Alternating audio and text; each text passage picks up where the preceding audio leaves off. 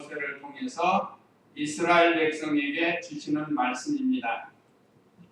제 강론이라고 하는데, 이제 가나안 땅에 들어가면 적들과 싸운다는 거예요. 가나안 7족속들과 그 외에 여러 족속들이 있는데, 대표적으로 7족속이 가나안 땅에 살고 있는데, 그들은 상당히 강합니다. 그들은 전쟁을 오랫동안 했고, 또 이 외모를 봐도 이스라엘 백성보다 더 강한 사람이 많아요. 아낙 자손의 후손들이라든지 이런 사람들이 많기 때문에 그들과 싸울 때에 오늘 여기 있는 말씀처럼 겁을 내고 두려워하고 당황할 수밖에 없습니다. 떨 수밖에 없어요. 그런데 하나님께서 모세를 통해서 그렇게 하지 말고 전쟁을 해야 된다는 겁니다. 그래서 오늘 대적을 이기려면 어떻게 해야 이길 수 있는가? 이 말씀을 통해서 우리는 오늘날 영적 전쟁을 하고 있습니다. 영적 전쟁. 마귀는 우리보다 강하기 때문에 우리 스스로 이길 수 없어서 우리도 이와 같이 두려워하고 또 겁을 내고 떨고 이렇게 할 수밖에 없는데, 그렇게 하지 말라는 거예요. 그래서 오늘 1절에서 4절은 대적을 두려워하지 말고 싸울 것. 대적을 두려워하지 말고 싸우라는 겁니다. 1절 읽어보세요. 적과 싸우려고 나가서 너보다 많은 말과 병거와 병사를 보더라도 그들을 두려워하지 마라. 이집트 땅에서 너를 인도해 내신 여호와 내 하나님께서 너와 함께 계시기 때문이다. 예. 여기 첫째 1절에서는 대적의 병거와 수가 많다고 두려워하지 말라고 그랬어요. 대적을 두려워하지 말고 싸워야 되는데, 대적은 병거도 많고 수도 많고 무기도 좋단 말이에요. 근데 그것만 보고 두려워하지 말라는 거예요. 자, 적과 싸우려고 나가서 너보다 많은 말과 병거와 병사를 보더라도 그들을 두려워하지 마라.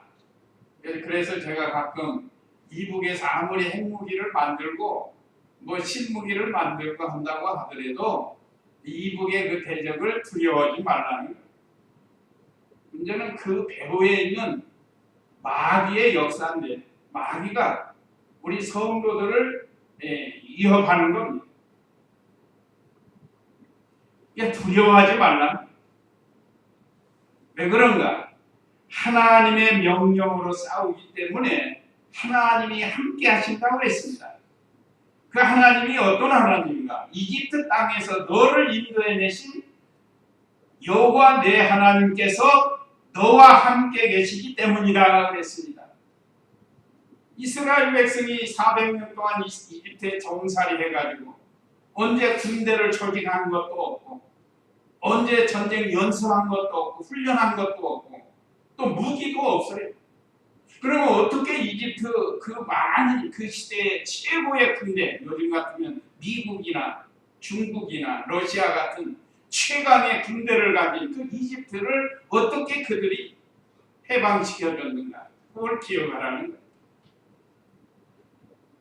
이게 바로 하나님의 능력으로 하나님이 인도해 주셔서 이집트에서 나올 수 있지 않았느냐? 그 하나님이 지금도 너와 함께 하십니다. 광야 40년 동안 함께 하신 그 하나님이 지금도 너희와 함께 하시기 때문에 이제 앞으로 요단강을 건너서 가나안 땅에 들어갈 때도 조금도 두려워하지 말라는 거예요. 오늘날 우리들도 이 세상은 이집트와 같습니다. 이집트와 같은 이 세상이고, 바로는 마귀와 같아요. 그러니까 이 세상, 이집트와 같은 이 세상에서 바로와 같은 마귀의 세력이 우리를 해하려고 하지만 하나님이 함께해서 능히 인도해 주시다. 가나안 땅 족속도 마찬가지입니다. 그들은 하나님의 백성을 대적하는 세력들이, 하나님의 백성을 대적하는 건 하나님을 대적하는 겁니다. 그렇기 때문에 하나님이 너희와 함께 하시기 때문에 두려워하지 말라. 오늘 저와 우리 성도님들도 우리가 이 땅에서 믿음 지키고 나갈 때 어떤 때는 세상 세력이, 세상 것들이 때로는 우리보다 커 보일 수가 있어요. 그래도 우리의 신앙에 양보하거나 퇴보, 도망가지 말라는, 싸워서 이기라는 거예요. 그래서 아무리 대적의 병거 또 수가 많다고 해도 두려워하지 말라는 거예요. 이것은 하나님의 명령이고 하나님이 함께해 주시기 때문인 거예요. 그래서 오늘날 우리 전쟁은 이 혈과 육의 전쟁이 아니에요. 영적인 전쟁이에요. 우리가 저 이북의 군대 한 민족이지만 때로는 대적이라, 그들을 이길 수 있는 방법은 혈과 육으로 하는 게 아니에요. 영적으로 이겨야 돼요. 영적으로. 우리 성도들이 죄를 멀리하고 힘들고 어려울 때 하나님 의지하고 하나님을 두려워해야 된다. 그러면 하나님이 우리와 함께 계셔서 이길 수 있다는 겁니다. 한번 갈라디아 5장 19절에서 21절에는 자기 속에 있는 죄와 싸워서 이기라고 말씀하고 계십니다. 갈라디아서 5장 19절에서 21절 말씀 한번 읽어보세요. 육체의 일들은 면박하니 곧 음행과 더러움과 방종과 우상숭배와 마술과 원수 맺는 것과 다툼과 시기와 분노와 당기는 것과 불화와 이단과 질투와 술취함과 방탕과 또 이와 같은 것들이라. 전에 너희에게 경고한 것 같이 지금도 경고하는데 이런 일을 행하는 자들은 하나님의 나라를 상속받지 못할 것이다. 예, 우리 육체 속에서 나오는, 자기 속에서 나오는 온갖 더러운 것들이 오늘 여기 많이 기록이 되어 있습니다. 자, 육체의 일들은 명백하니 현저하니 전의 성경은 그렇게 나옵니다. 곧 은행과 더러움과 방종과 우상숭배와 마술과 원수 맺는 것, 다툼과 시기와 분노와 당기는 것과 불화와 이단과 질투와 술취함과 방탕함과 또 이와 같은 것들이다. 전에 너희에게 경고한 것 같이 지금도 경고하는데 이런 일을 행하는 자들은 하나님 나라를 상속받지 못할 것이다. 이게 바로 우리가 영적으로 싸워야 할 것들이에요. 21가지들이 21가지. 이거 우리 속에서 나오는 게 얼마나 이 잘못된 게 많이 나오는지 몰라요. 자, 우리 성도들이 이것과 싸워서 잘 이기면, 이 영적으로 이겼기 때문에 우리 세상에 외적으로 오는 우리의 세력들을 이겨나갈 수, 대적들을 이겨나갈 수가 있다는 것. 이걸 잘해야 돼. 하나님이 보실 때 이걸 보시는 것. 어느 시대나. 그러니까 이스라엘 백성이 자꾸 하나님 떠나서 죄를 지으면 이방인을 보내서 전쟁에서 지게 만들어요. 그래서 많은 혼란과 핍박을 당하게 만듭니다. 이 방법은 에덴 동산에서부터 앞으로 주님 재림에서 있을 때까지 이루어질 일이에요. 그리고 우리가 날마다 이 영적 전쟁에서 특별히 자기와의 싸움에서 이겨야 된다는 겁니다. 그 다음에 2절에서 4절은 제사장은 백성들에게 일러둘 말, 제사장들이 백성들에게 일러줄 말을 오늘 2절에서 기록이 되어 있습니다. 2절 읽어보세요. 너희가 전쟁터에 가까이 갔을 때 제사장이 나아가서 백성에게 말하되 그들에게 이렇게 말하여라. 이스라엘아 들어라. 오늘 너희는 너희 적들과 싸우러 나간다. 너희 마음에 겁내지 말고 두려워하지 말며 당황하지 말고 그들 앞에서 떨지 마라. 여호와 네 하나님께서 너희와 함께 가시며 너희를 위하여 너희 대적과 싸우고 너희를 구원하시기 때문이다 하고. 예, 제사장은 백성에게 이 말을 전하라고 말씀을 주셨습니다. 오늘날 우리가 다 기본적으로는 교회 인도자 또는 우리 성도들도 다 가정에서 자녀들을 이와 같이 인도할 수 있는 제사장의 직분을 맡게 되었습니다. 모세를 통해서 주신 말씀, 너희가 전쟁터에 가까이 갔을 때 제사장이 나아가서 그 백성에게 말하되 그들에게 이렇게 말하여라. 이스라엘아 들어라. 오늘 너희는 너희 적들과 싸우러 나간다. 너희 마음에 겁내지 말고 두려워하지 말며 당황하지 말고 그들 앞에서 떨지 마라. 얼마나 귀한 말씀이에요. 그래서 우리도 가정에서 자녀들에게 이 말씀을 주셔야 돼요. 오늘 하루도 하나님의 말씀으로 하나님의 은혜로 승리하는 하루가 되어라. 믿음 지키다가 대적들이 크고 강하다고 두려워하지 말라. 그렇게 말해줘야 됩니다. 오늘 사랑하는 우리 성도님들도 이 말씀을 통해서 우리의 대적은 우리보다 훨씬 커요. 제가 숫자로 늘 말씀드리죠. 하나님의 수는 7수, 마귀는 6수, 사람은 5수, 그 다음에 다른 피조물은 4수. 이게 4수가 5수가 될 수 없고 5수가 6수가 될 수 없고 이길 수 없는 거예요. 6수는 7수를 이길 수 없는 겁니다. 영원히 그렇게 가는 거예요. 그런데 오직 한 길이 있다고 그랬죠. 5가 6을 이기려면 7을 의지해야 이긴다. 다시 말하면 참 우리 성도들이 주님을 하나님을 의지하면 마귀를 이길 수 있는 딱 한 길밖에 없습니다.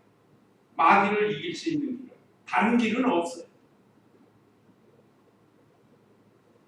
우리 스스로는 도저히 마귀를 이길 수 없습니다. 마귀는 우리 옛사람을 붙들고 역사하는 거예요. 그래서 예수님 믿고 구원받은 우리지만 이건 법적으로 과거, 현재, 미래의 죄는 용서를 받은 거지만 또 세상에 살다 보면 생각으로, 말로, 보는 걸로 우리가 얼마나 잘못을 범하는지. 마귀는 우리의 모든 걸 이용합니다. 이렇게. 중생한 영은 같이 할 수 없어요. 중생한 영. 중생한 영은 하나님이 우리에게 주신 새 생명입니다. 이게 옛사람이 아니고 새사람이야. 그래서 새사람의 인도를 받으면 우리가 죄를 멀리 할 수 있고 하나님 말씀을 순종해 나갈 수 있습니다. 그래서 제사장들로 하여금 백성들에게 이와 같은 말씀을 전하라는 거예요. 또 하나 4절에 여호와 네 하나님께서 너와 함께 가시며 너희를 위하여 너희 대적과 싸우고 너희를 구원하시기 때문이다. 얼마나 힘이 되는 말씀이에요. 하나님이 함께 가신다는 거예요. 하나님이 함께. 오늘날 우리도 하나님이 늘 함께 하셔요. 어떤 사람에게요? 하나님을 의지하는 사람. 하나님과 함께 하려고 하는 사람에게 하나님이 함께 해 주십니다. 함께 동행해 주시는. 또 너희를 위하여 너희 대적과 싸우고 그랬습니다. 아까 말씀드린 것은 내 스스로는 내가 마귀, 우리 대적을 이길 수 없답니다. 그런데 하나님이 나와 함께해서 대적과 싸워주신다 이 말이에요. 그리고 우리는 순종하면 되는 순종하고. 그래서 너희를 구원하시기 때문에. 그래서 구원을 이루어가게 해주세요. 기본 구원은 이미 다 받은 겁니다. 그래서 이 땅에서 하나님 말씀을 순종하면 구원을 이루어 나가는 거예요. 자라나는 거. 그리스도의 형상을 닮아가는 것. 이 일을 이 세상에서 마귀의 권세 아래 하는 이 세상에서 우리로 하여금 할 수 있게 해주신다는 거예요. 그러니까 우리가 참 놀라지 말고 두려워하지 말고 당황하지 말고 떨지 말라. 왜요? 하나님이 나와 함께 하시기 때문에. 그래서 우리가 담대히 나갈 수 있습니다. 참 얼마나 감사. 하나님께서 대신 싸워주신다. 그래서 이스라엘 백성이 이 말씀대로 믿고 담대하게 싸우며 나가기만 하면 반드시 승리하게 해주시는 거예요. 하나님이 함께 하십니다. 그 다음에 5절에서 이제 9절 말씀은 전쟁에 나가지 못할 자들에 대해서 말씀하십니다. 전쟁에 나가지 못할 자. 한번 5절 읽어보세요. 사령관들은 병사들에게 이렇게 말하여라. 누구든지 새 집을 짓고 중공식을 하지 못한 사람이 있느냐? 그런 사람은 자기 집으로 돌아가 그가 전사하여 다른 사람이 중공식을 하는 일이 없도록 하여라. 포도를 심어놓고 그것을 먹지 못한 사람이 있느냐? 그런 사람도 자기 집으로 돌아가 그가 전사하여 다른 사람이 그것을 먹는 일이 없도록 하여라. 한 여자와 약혼하고서 결혼하지 못한 사람이 있느냐? 그런 사람도 자기 집으로 돌아가 그가 전사하여 다른 사람이 그 여자와 결혼하는 일이 없도록 하여라. 예, 여기 내용 보면 좀 좋은 뜻에서 말씀하신 것 같은데 그런 면도 없지 않아 있지만 그러니까 원뜻이 뭔가 이는 전쟁에 같이 나가서 싸울 수 없는 사람을 말한 거니까 여기 오늘 5절은 사욕이 있는 사람, 사욕 6절은 무력이 있는 사람 7절은 정욕이 있는 사람. 그러니까 이런 사람이 전쟁터에 나가면 지금 집 짓고 있는데 큰일 났다. 집이 얼마나 지어지고 있을까? 그 생각하느라고 전쟁하는 생각이 없다는 거예요. 둘째는 포도원을 만들어 놓은 사람. 이 사람은 지금 곡식 거둘 때인데 이 과일을 거둘 때인데 이거 큰일 났네. 새들이 와서 다 쪄먹지 않을까? 전쟁터에 나가가지고 그런 생각만 하고 있다. 또 여기 7절은 이 결혼한 사람, 약혼하고 결혼을 앞둔 사람이죠. 근데 얼마 있으면 결혼할 사람인데 이거 큰일 났다. 약혼자가 또 고무신 거꾸로 신지 않을까? 전쟁 나가가지고 그런 생각만 한다는 거예요. 실령적으로는 여기 사욕, 무력, 정욕을 가르칩니다. 이거 우리 강에서에 나옵니다. 자, 5절 다시 보면 사령관들은 병사들에게 이렇게 말하여라. 누구든지 새 집을 짓고 중공식을 하지 못한 사람이 있느냐? 그런 사람은 자기 집으로 돌아가 그가 전사하여 다른 사람이 중공식을 하는 일이 없도록 하여라. 마음이 이미 콩밭에 가 있는 거예요. 요즘 말. 그러니까 그런 사람은 전쟁에 필요가 없다는 거죠. 그 다음에 6절에는 포도를 심어놓고 그것을 먹지 못한 사람이 있느냐? 그런 사람도 자기 집으로 돌아가 그가 전사하여 다른 사람이 그것을 먹는 일이 없도록 하여라. 그러니까 그 발람이 그랬죠. 발락에게 속아가지고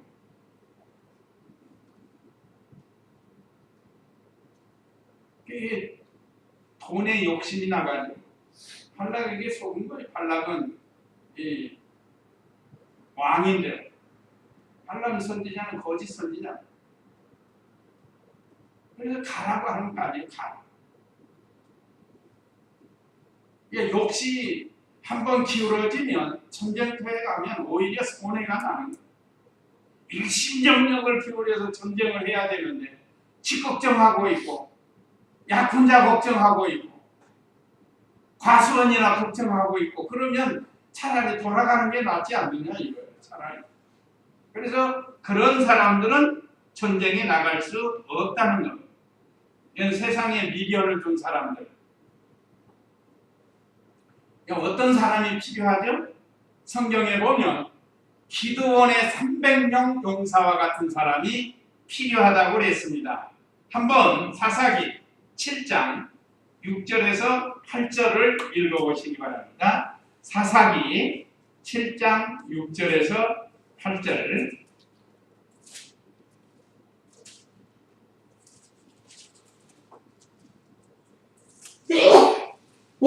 사사기 7장 6절에서 8절.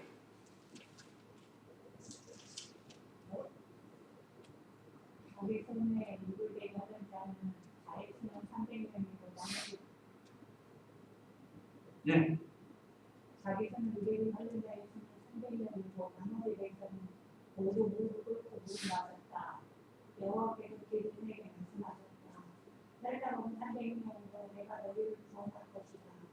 내가 미디안 레슨에 넘겨줄 것이니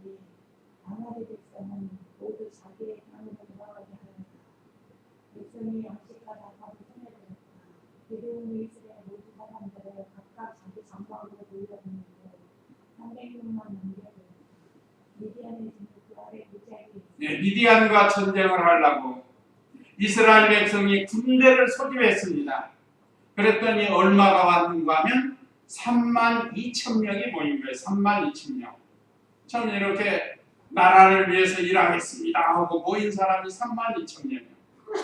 그런데 거기서 미디안 군대는 크고 강하다. 두려운 사람은 돌아가라 했더니 22,000명이 돌아가고 10,000명이 남았습니다. 그런데 그 10,000명을 물가로 데리고 가서 물을 마시게 하는데, 여기 내용은 자세히 없지만 제가 이 말씀 준비하면서 연구를 해봤어요. 이 사람들이 왜 그렇게 급하게 물을 먹었을까? 아마 물도 안 마시고 훈련을 시킨 것 같아요. 미디안군과 전쟁을 하려면 10,000명을 모아놓고 훈련을 시킨 거예요. 말하자면 32,000명은 두려워서 돌아갔고, 그러니까 이 10,000명을 가지고 훈련을 많이 시켰어요. 뭐 하루를 시켰던지 뭐 이틀을 시켰던지. 물도 안 주고. 그래서 이제 강가에 가서 물을 먹게 하라 그랬다. 그러니까 막 물을 보더니 눈이 뒤집어져가지고 막 엎어져서 먹는 사람, 막 정신없이 그런 사람이 있고, 300명은 물을 떠서 마시면서 동태를 살피면서 먹었다. 이게 합격생이에요. 300명. 그래서 무릎을 꿇고 물을 마신 사람은 다 돌아가. 쓸데없다. 여호와의 전쟁은 수가 많고 적음에 있는 것이 아니라고 했어요. 믿는 사람 300명이 있으면 돼요. 깨어있고 준비가 잘 된 그런 성도. 그래서 우리 성도들도 기도원 300명 용사와 같지 않은 깨어서 믿는 일 잘하도록 하나님은 그런 사람을 필요해요. 32,000명 중에 29,700명은 다 보내고 결국은 300명의 용사를 가지고 미디안 전쟁에서 승리합니다. 그러니까 우리가 300명 기도원 용사와 같이 되어야 된다는 거예요. 그 내용이 바로 그겁니다. 6절에 자기 손을 입에 대고 하는 자의 수는 300명이고 나머지 백성은 모두 무릎을 꿇고 물을 마셨다. 10,000명 중에 9,700명은 물을 꿇고 그냥 물에다 정신을 다 놓은 거예요. 그러니까 하나님 일은 뒷전이고 원수가 오는 것도 뒷전이고, 그러니까 그런 사람하고는 전쟁하기가 어렵다는 거예요. 하나님. 그래서 오늘 저와 우리 성도님들도 참 우리 광양에도 교회가 많고 또 우리 나라에도 얼마나 교회가 많고 성도가 많아요. 그러면 우리가 어느 편에 들어가야 되는가? 32,000명 속에 돌아간 사람이 돼야 되는가? 아니면 10,000명 속에 성도가 돼야 되는가? 아니면 300명과 같은 성도가 돼야 되는가? 우리는 이 300명 안에 들어가도록 힘을 쓰라는 거예요. 그래야 여호와의 전쟁에서 승리할 수가 있는 겁니다. 그런 사람을 하나님이 붙들고 쓰시는 거예요. 그래서 오늘 여기 기록된 이 집을 지은 사람, 불합격. 포도원을 심어놓고 있는 사람, 그건 불합격.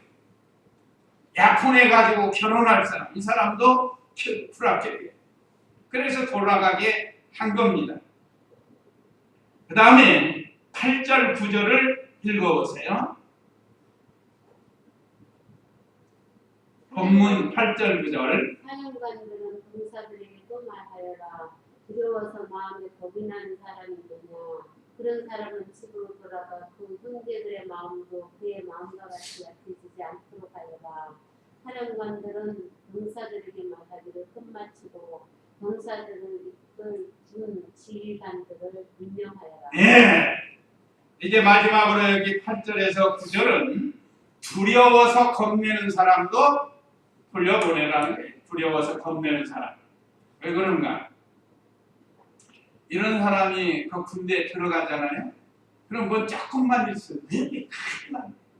야, 우리 큰일 났다. 이거 큰일 났어. 적들에게 다 죽게 생겼다. 자꾸 다른 사람까지 약해지게 만드는 거예요. 다른 사람까지. 오늘날 교회 안에서도 그런 일들이 있잖아요. 자기가 시험 들어가지고 다른 사람도 시험 들게 만드는 거예요. 그런 사람은 하나님 나라 세워가는데 유익이 없어요. 그래서 돌아가는 거예요. 그런 사람은 전쟁에 나가서 같이 싸울 자격이 안 된다는 거예요. 그러니까 우리가 이런 성도 되지만은, 자, 8절 다시 보면 사령관들은 병사들에게 또 말하여라. 두려워서 마음에 겁이 나는 사람이 있느냐? 그런 사람은 집으로 돌아가 그 형제들의 마음도 그의 마음과 같이 약해지지 않도록 하여라. 이 내용이 그거예요. 같이 전쟁하러 가는데 마음이 약한 사람은 뭐 조금만 어려움이 있으면 다른 사람들 누룩과 같이 전염을 시킨다. 같이 약해지게 만든다. 그렇기 때문에 그런 사람은 하나님의 여호와의 전쟁에 쓸 수가 없다고 돌아가는 거예요. 그리고 9절 사령관들은 병사들에게 말하기를 끝마치고 병사들을 이끌 군 지휘관들을 임명하여라 라고 모세를 통해서 말씀을 주셨습니다. 여기서도 많은 군대가 있지만 그 군대를 지휘할 수 있는 지휘관이 또 있습니다. 우리 성도님들은 이제 지휘관이 되는 이런 자리에서 신앙생활을 해야 돼요. 이런 분들을 우리 신약교회, 우리 교회 기둥과 같은 일꾼이라고 하는 겁니다. 기둥과 같은 일꾼. 지휘관이 무너지면 그 부대가 무너지게 돼 있습니다. 오늘 우리 성도님들은 다 기둥과 같은 일꾼이 되어서 하나님의 집을 잘 세워나가고 영적 전쟁에서 승리를 해야 합니다. 직장에서도 그렇고 가정에서도 그렇고 많은 핍박이 있지만 거기서 꿋꿋하게 하나님 의지하고 하나님이 함께 해주실 줄 믿고 두려워하지 말고 믿음을 지키라는 겁니다. 자, 그 다음에 오늘 10절과 11절은 할 수 있는 대로 평화를 하라고 그랬어요. 평화. 10절, 11절 읽어보세요.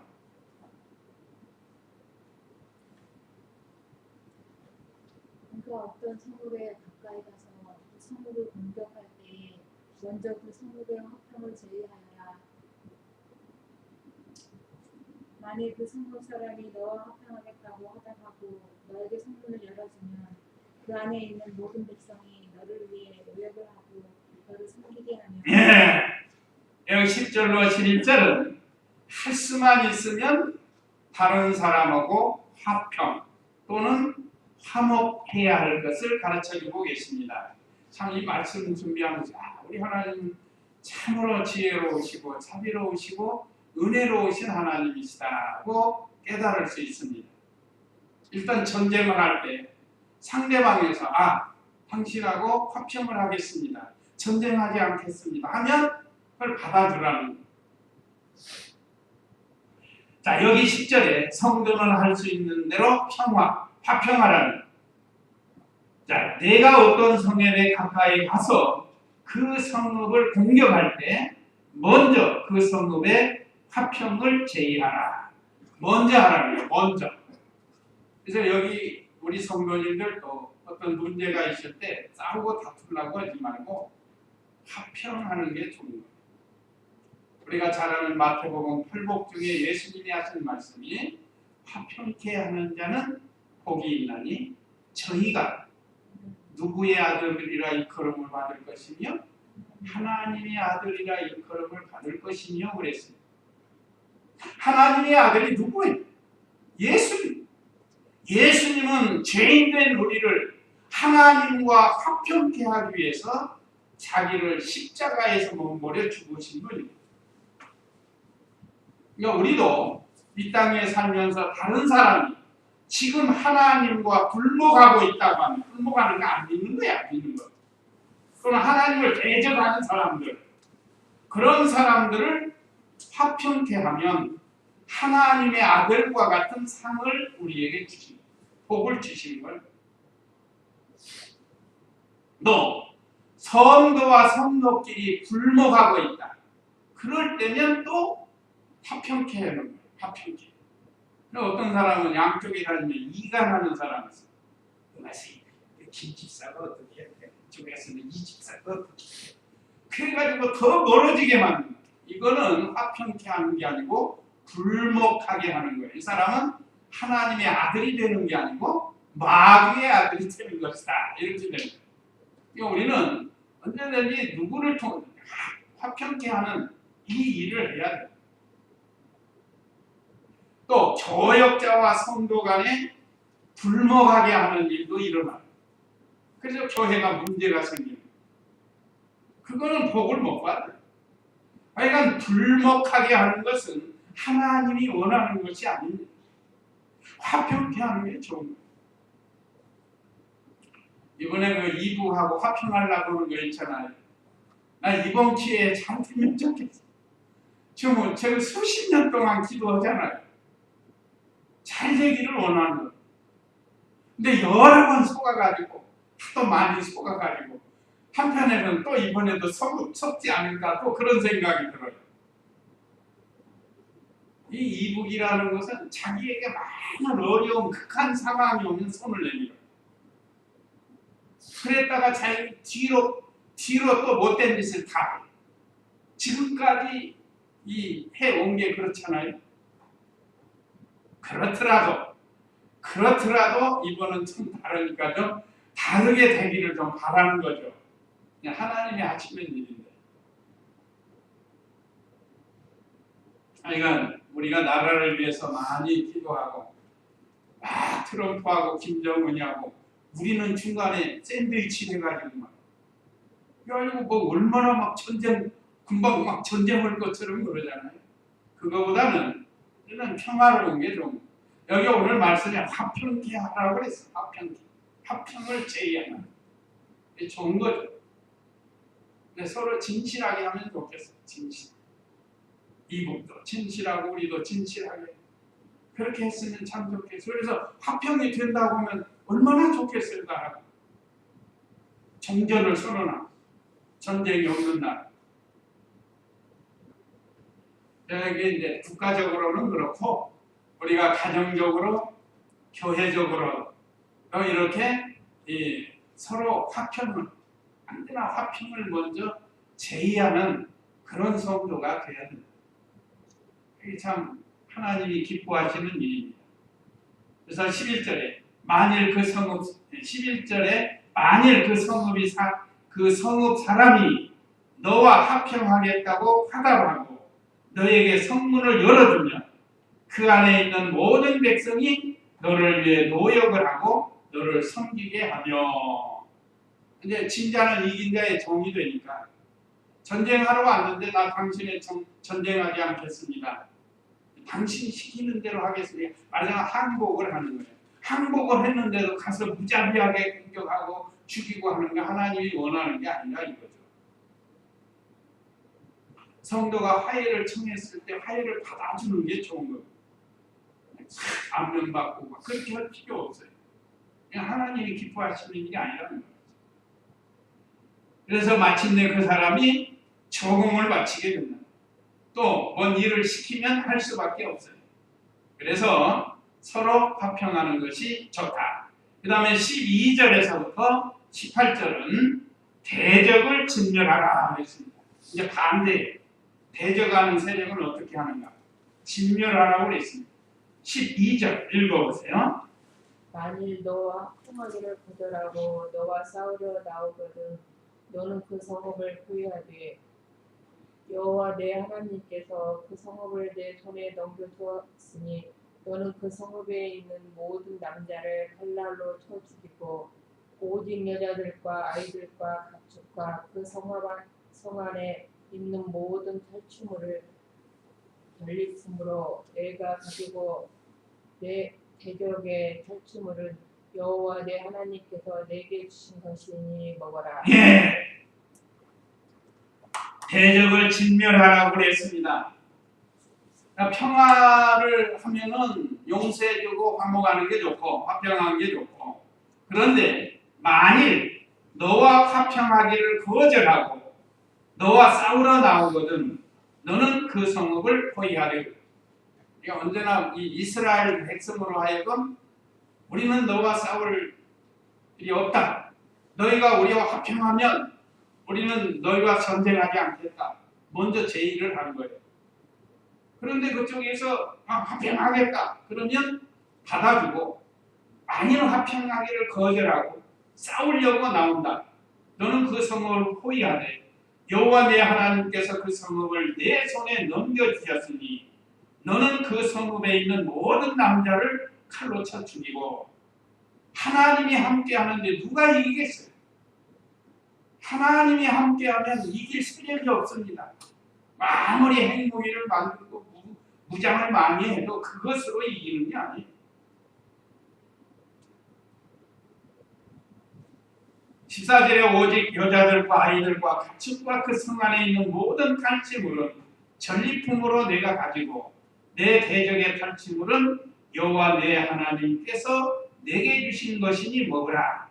이 거석에 있는 성읍에 있는 모든 남자를 죽이라고 했는데 여자들과 아이들은 탈취물로 삼으라고 그랬어요. 하나님께서 그 성을 붙여주시면 또 하나님의 말씀대로 이렇게 해야 돼요. 인정 베풀어주면 안 됩니다. 죽이라고 할 때는 죽여야 되는 것이 하나님 말씀을 순종하는. 어떻게 보면 우리 생각에는 하나님이 너무 잔인하시지 않는가. 그게 아니에요. 그 전절에 하나님이 선을 베풀었죠. 요즘 말하면 예수님을 믿으라고 했는데 안 믿고 죽었다. 그럼 어떻게 되죠? 영원히 지옥 가는 거예요.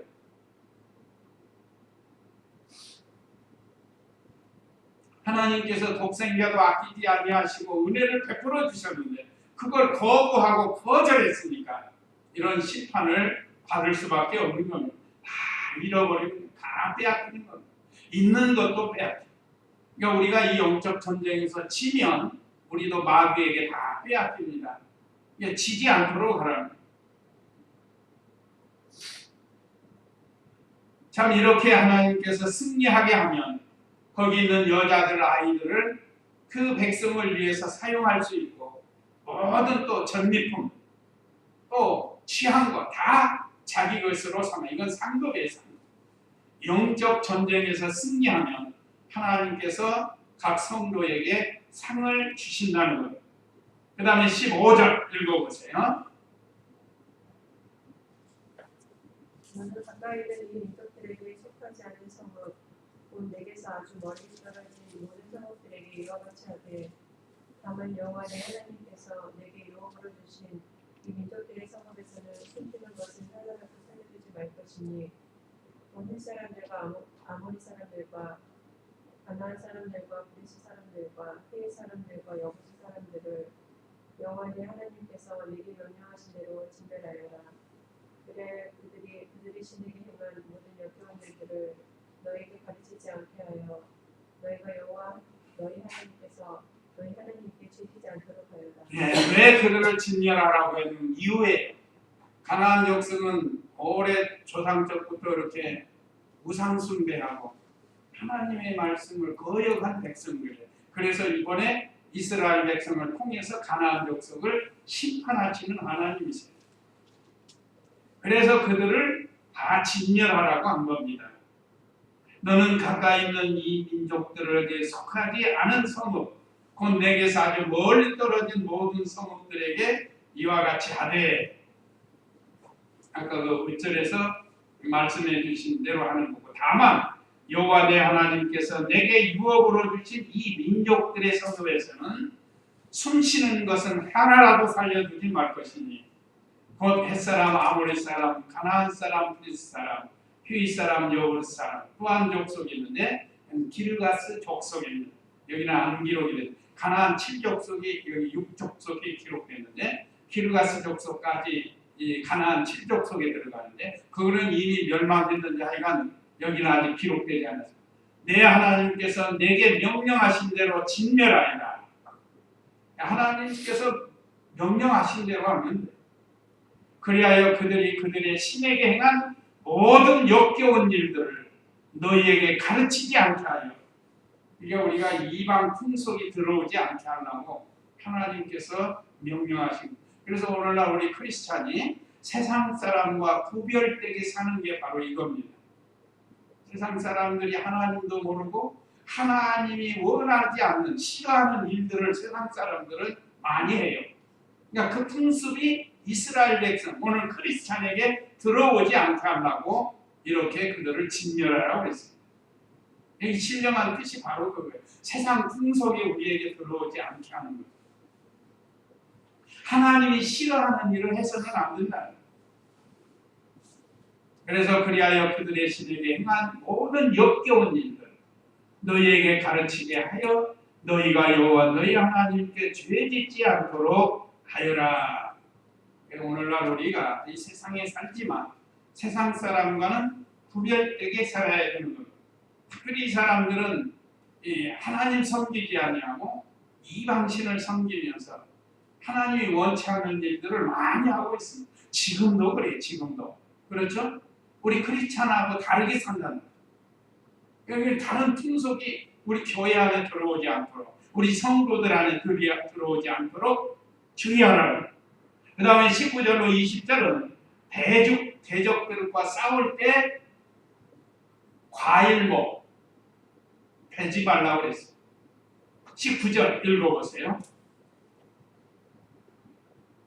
내가 어떤 성을 점령하려고 오랫동안 포위하여 그것을 쳐서 공격할 때에 거기에 있는 나무를 도끼로 마구 찍지 마라. 그것은 내가 먹을 것이기 때문이다.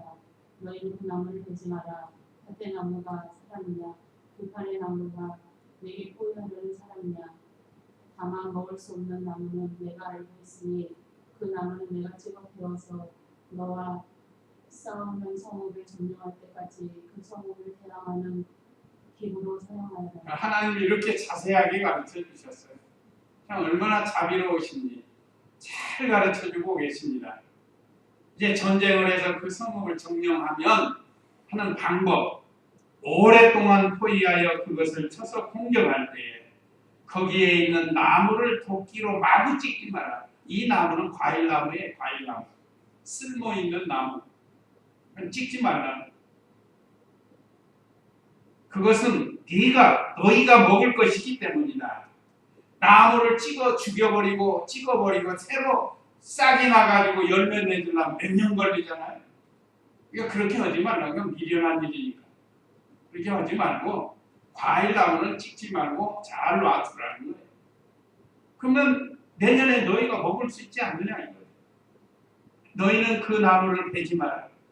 밭의 나무가 사람이냐 들판의 나무가 내게 포위하려는 사람이냐. 나무가 너희를 공격하려고 하는 건 아니지 않느냐 이거예요. 그러니까 그 좋은 나무는 너희의 소유가 되고 너희들에게 유익이 되니까 그런 나무는 베지 말라는 거예요. 그런 다음에 20절에는 다만 먹을 수 없는 나무는 내가 알고 있으니 다 알아요 사람들이. 이게 사과나무인지 귤나무인지 배나무인지 알잖아요. 이건 또 아무 열매도 없는 나무인지 안다는 거예요. 열매가 없는 나무는 찍어가지고 베어서 활용을 하라는 거예요. 싸우는 성읍을 점령할 때까지 그 성읍을 대항하는 기구로 사용하라는 기구. 나무를 깎아서 여러 가지를 만들잖아요. 사다리도 만들고 창도 만들고 무기로 사용할 수도 있고 또 땔감으로도 쓸 수 있고. 그런데 과일나무는 그렇게 하지 말라고 말씀했습니다.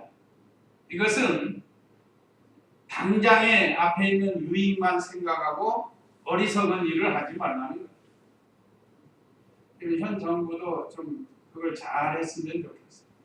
당장에 앞에 뭔 나타나기만 바라고 기본 법을 막 어기고 그렇게 하지 말아요. 제가 지금 한 1년이 넘은 2년째 되는데 얼마나 지금 뉴스를 통해서 괴로운지 몰라요. 어떤 데는 막 채널을 돌리고 그래요. 적당히 해야 되는데. 우리 신앙생활도 그렇습니다. 유익이 되지 않는 것은 취하지 말라는 거예요. 유익이 되는 것을 취하라. 우리 신앙생활에 유익이 되는 일만 하도록 힘을 쓰라는 겁니다. 그래서 오늘 이 20장에서 참 우리에게 귀한 표를 많이 주십니다. 특별히 과거에 이스라엘 백성이 가나안 땅과 전쟁할 때 두려워하지 말아야 된다는 것. 그 이유는 하나님이 함께 하시고 하나님이 대적들을 이기게. 그건 오늘날 우리들도 마찬가지입니다. 그다음에 전쟁에 나가지 못하는 이런 자가 되지 말고 전쟁에 나갈 수 있는 300명 기도원 용사와 같이 끝까지 주님 의지하고 나가라는 영적 전쟁에서 잘 싸워야 되고 할 수 있으면 뭐 하라고요? 화평하라는 화평. 원수 맺지 말고 화평하는 게 좋습니다. 화평케 하는 자는 복이 있나니 하나님의 아들이라 일컬음을 받는다고 했습니다. 우리가 이 일을 잘 해야 되겠고 하나님이 또 대적하는 자. 왜 그런가? 그들 때문에 오염되니까 철저하게 끊어버리라. 나무를 통해서도 우리에게 은혜 주셨습니다. 이 말씀 기억하시고 우리 잠시 기도하시겠습니다.